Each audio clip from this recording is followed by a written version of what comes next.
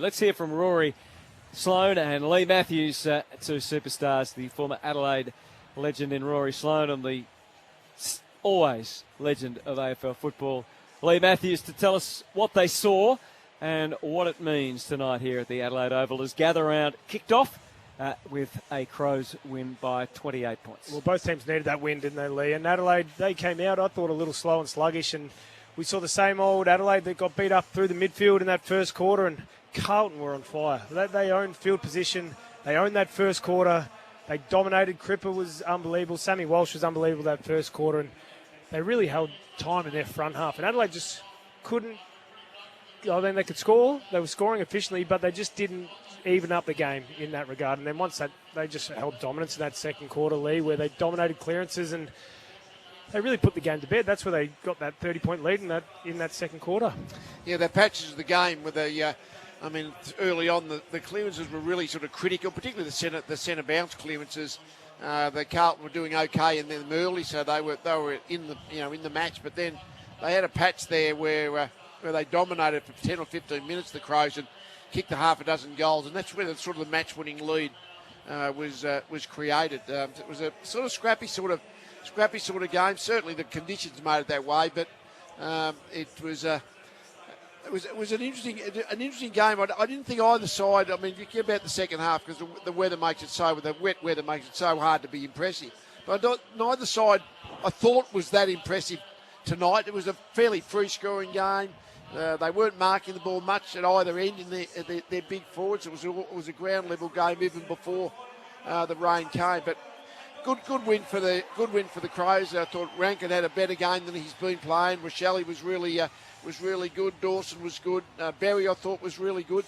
They deserved the win without it being, I think, a really impressive game from the outside. It was that 10-minute patch where they just absolutely dominated. But I saw some great signs from Carlton fans where that second half they had a crack, and especially in the wet, sloppy conditions. I thought they played much better footy than Adelaide did. And it's interesting now just looking out on ground.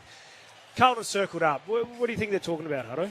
Well, it's Patrick Cripps doing all the talking. It was a really tight huddle. I was going to ask you, given you're an ex-captain. Well, the message would be like stick tight, stick together. I saw some positive signs up here, and I'm sure that's what he's talking about, isn't he? Because if you take the numbers away from probably a 10-minute patch, like they really did. They owned the game. They evened up the game.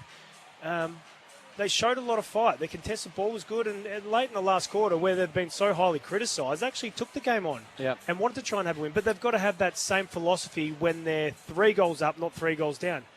You've got to win games of footy. And Ken Hinkley, he's sitting in the box across from us at the moment. He loves that philosophy. Like, you've got to win games of footy. You can't not play to not lose. Not being facetious or trying to be smart, they really are the three-quarter Blues. Now, all the focus was on their fade-outs, but tonight, as you said, it wasn't even all that second quarter, as you focused on, Sloane. It was probably the first 10 to 12 minutes where they were just bombarded and the Crows couldn't miss. And outside of that, in general play for a lot of the night, though, it was even Stevens. Well, the message has to be, Carlton have to keep going to the glass half full. To persevere, we weren't far off. We played the game out strong tonight. That was a bit of a plus. So even though they've sort of got beaten by 4 goals, that they won 4. So all of a sudden, the season is looking fairly bleak. So the persevering part of the game is critical, I think, and that's what the message would be initially. Absolutely, and you do. You have a glass half full. You focus on what you've done well, but then there's certainly a part of you you'll touch on the start of that second quarter where you go, especially as a midfield group, you'll sit in a line meeting and you go, how did we lose 8 clearances in a row at the start of the second quarter, and they outscored us by 5 goals in that patch? And you dive into it and you go, you'll look at centre bounce and body work's not good enough. Crows' spread from those stoppages was much better than Carlton's was. That they probably didn't get back as quick as they had been, and Crows were much more efficient. So that midfield group will go to work. They'll look at that period of play, but there's still a lot to like for Carlton fans. Remember, they're coming to Adelaide Oval, where Adelaide have been so dominant for years and playing in front of a huge crowd. So there was a lot of fight there tonight. So what about Carlton too? Like, is that a pass mark for Vossi? Does the heat come off him a little bit, or is that? It gets to a point where it's almost irrelevant at some stage, doesn't it? The club, the storer becomes, it's sort of we're treading water. I don't know if it's at that stage or it's still like, as you said, the heat's going to grow, and is the media going to push till he gets sacked, or are they just going to sort of leave it alone and it's a let strange, it bubble? I mean, that part's all true, Hutto, the medium long term about what's going to happen at Carlton. But I would have thought they would walk out the game. They've got beaten by 4 goals. But they were behind at half time by 4 goals, got beaten by 4 goals. The worst thing you can do is get in front and get run over, which is what's been happening to Carlton. Because then you really, really get jumped on, because you think, it's so frustrating to be in front and then get run over. Tonight, they were behind and they hung in there and got within a sniff halfway through the last quarter. So in a lot of ways, there'd be a little bit more optimism in the Carlton rooms than being fading and being run down, which they have been. Well, just look over at the last those few weeks. second half scores. So it was that 4-goal margin at the main change. Adelaide, after half time, kicked 5 goals, 6.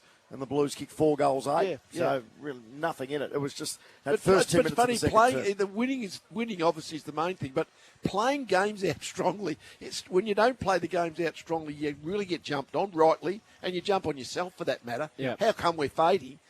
They didn't fade tonight. At least they kept going. But that's one of the lessons I think they should take out of this game, is to go, well, let's have that same mindset that we just had that last quarter, but let's have that even if we are in front by 4 goals. Like, you need to take those little golden nuggets out of these games if you're going to get better and you're going to improve throughout the rest of the year, which they can certainly do. Zach, thanks for speaking to us on 3AW.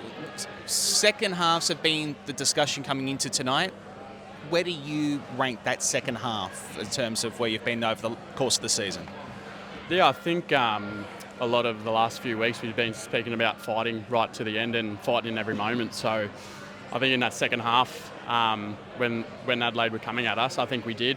I think we had a pretty high tackle count tonight too, so effort in terms of tackling and putting pressure on them, and they were good enough to get forward and get on the scoreboard, unfortunately. But I think our second half tonight was, our intent was there, and we got to clean up a few things in terms of maybe our fundamentals around the footy and maybe not coughing up so many balls. But I don't think we can question our fight and our intent tonight in terms of around the footy and tackling and getting after them. So, as a group, we felt like it was a lot better.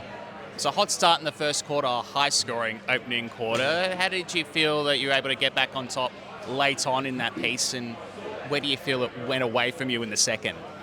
Yeah, I think both teams had their moments, we, like you said, it was a very hot start, so and maybe they just took a few of their moments better than we did in that start of that second quarter. So, and that's another thing that we'll learn from. Where can we nullify and control the footy maybe a bit more and take the sting out of the game, or whatever it may look like. But I think that second quarter, that little patch, I think like I said before, just cleaning up a few of our fundamentals and then taking our moments when they're there. What about in the middle, centre clearances tonight? How did you think you fared overall, and particularly that second quarter when Adelaide started to get on top? I thought we come out pretty hot, I thought, in that first quarter. And then, like I said, you're always going to have those momentum swings, and it's all about how you nullify. And, if you lose a centre bounce as a midfield group, how do you get back and support the defence? To Adelaide's credit, they were coming out the front and going really quick and putting us under the pump. So, like I said, that's probably something we'll look at and review through the week, and it's something that we got to get better at in that little patch of time. So, but I thought overall our centre bounce was pretty good. Like I said, our intent to get after the footy tonight was pretty good. And then the heavens opened after half time. How did that change? First of all, how did that change how you went about it? And secondly, how do you think that you handled those conditions? Because they were very difficult. Yeah, I think both teams adjusted pretty well. I think we, there was a lot more long down the lines and kicking to contest, and I think it was stuck on one wing for a while there. So, it did. When we were running out of the race, it was pouring a fair bit. So, I think we adjusted pretty well. Big H was competing down the line, and whether that was a 2v1, he was always bringing the ball to ground. And I think that's a great learning for us to know that H is always there to compete for us. So like I said, you always got to adjust to those things. It's footy. It's very unpredictable, and you can't control the weather. So, it was good fun playing in the rain though. It was nice. A club like Carlton always is going to attract attention, and especially when the results aren't what you'd like. How do you keep positive as a playing group within the four walls when externally all the pressure and all the discussion is around you? Yeah, I think we just got to, like I said, our intent tonight, especially in that second half, was there. Like I said, our tackle count was right up there. So I think as a group, that's what we got to reflect on and review on the week and show each other, like, when we bring that intent, and we're actually a really good football team and we can put teams under the pump.